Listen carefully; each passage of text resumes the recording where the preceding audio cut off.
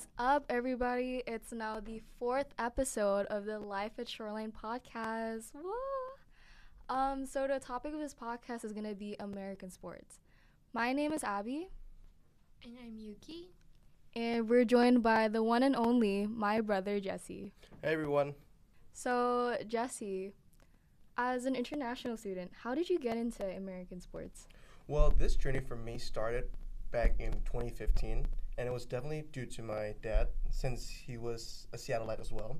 He got me into basketball at first because it was the 2015-2016 finals, and to me, it was just so interesting to the point where I just felt like it was second nature to get into it, and especially since my dad knew all the players, how to analyze the game, it was very fun to also have a person that you can talk to about sports. Like, I think one of the best experience about sports is that you're not alone in that journey. There's a lot of other people that you can talk about it to, other people who share the same passion as you. So that definitely like ignited my passion for sports. So what would you say your favorite sport would be?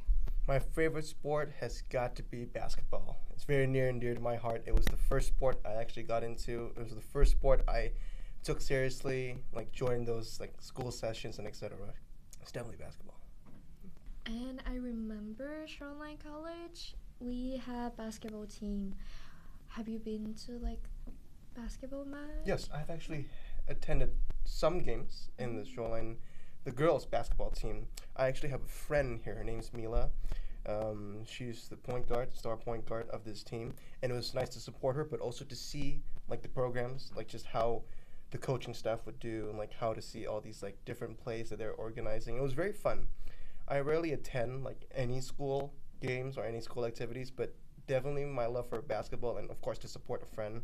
It was a good experience. Well, we're glad you enjoyed the game. So we were wondering, what has been like the main highlights of your time here in Seattle, like in regards to American sports? My biggest highlight would definitely be when I attended the Super Bowl parade that happened in the winter. It was so fun. It was exciting. It was reported that 1 million people went to that parade, and you can just see it. Like, I've never seen the link so packed, like with all of those people.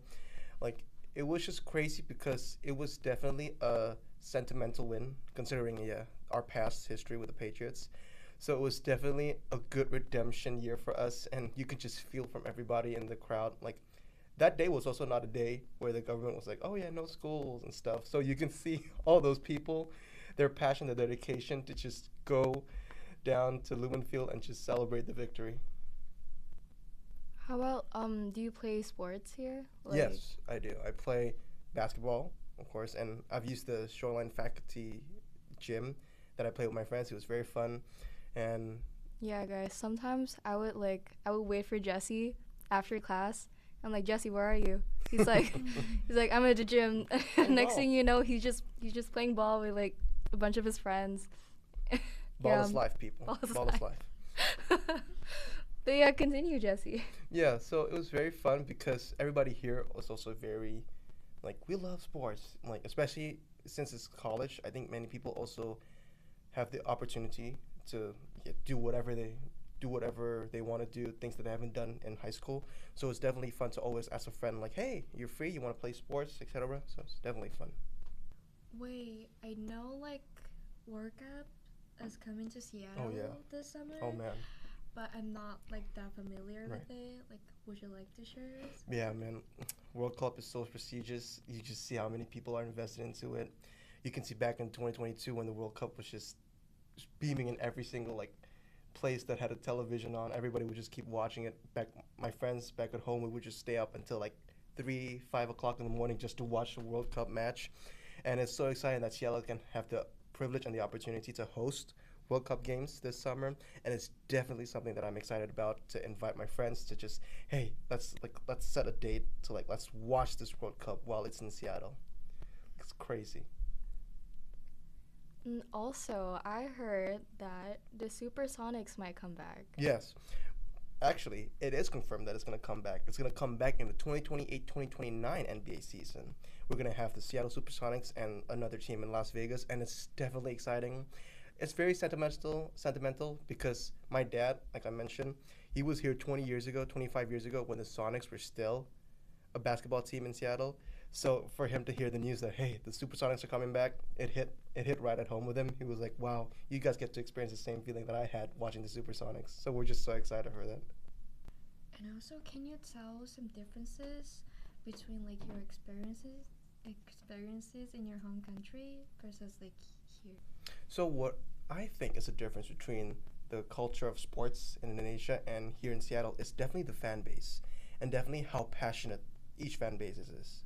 I'm not saying like the fan base in Indonesia and the fan base in Seattle is different in their passion or one is passionate and one is not. I'm not trying to say that.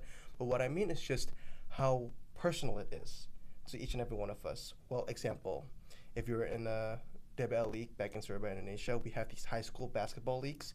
The other school would literally bring like 100-foot banners and display it on the arena, and they would bring drums that would be like deafening around the arena, and they would bring flags and they would just go crazy. Like there's a whole specific school team for that, not cheerleaders. And that was shocking to me because of how much they took into account.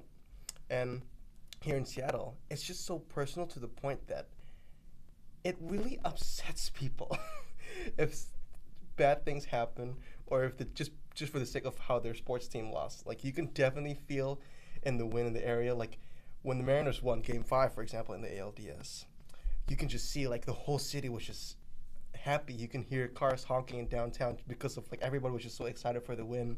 And you can see like in the parade, you can just see how 1 million people attended and how everybody sacrificed their entire day just to attend the parade.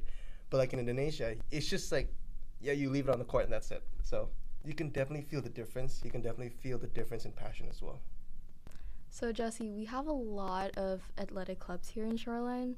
I know we have like a ping pong club, for example. Have you been like attending or playing? I personally have not been attending the ping pong club just because of just schedule reasons with class and all. But it's definitely interesting to see ping pong clubs like that. And it's definitely different to high school back in Indonesia. Like I said, it was just the athletic facilities and the resources that Shoreline has and that Shoreline provides for its students is, in my opinion, amazing because you get to experience all these sports. You get to venture out into, like, you can try basketball, you can try baseball, you can try volleyball, etc. So it's very fun, especially since you're a college student, right? This is your time to experience what Seattle has to offer, specifically what Shoreline has to offer. So when you see all these facilities, you just can't help get excited, like, oh my gosh, I have time to do baseball and all these things. So it's definitely fun.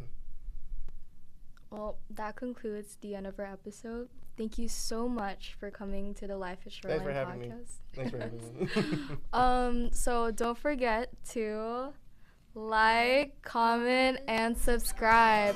Bye. Go 12! Woo!